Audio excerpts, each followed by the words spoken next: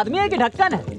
बाहर गंगा मैया बह रहा है इतना बड़ा, घर में अंग्रेजी बाथरूम लगा के दिए हैं इनको, फिर भी घर के आंगन में गंदगी धो रहे हैं। बताइए। हम अपनी गंदगी नहीं धो रहे हैं बचवा, तुम्हारे पापों का प्रायश्चित कर रहा। अच्छा, कौन पाप किए हैं? अपने खून पसीने की कमाई से तुमको कॉन्वेंट में डाला तो तुम मास्टर की कुर्सी पे अल्पिन रख दिया। वो तो हमारे बचपन के दिन थे ना पापा। हाई स्कूल में दाखिला कराया तो कागज का रैकेट बना बना के टीचर पे फेंका। वो तो हमारे खेलने खाने के दिन थे। और कॉलेज में जब एडमिशन कराया तो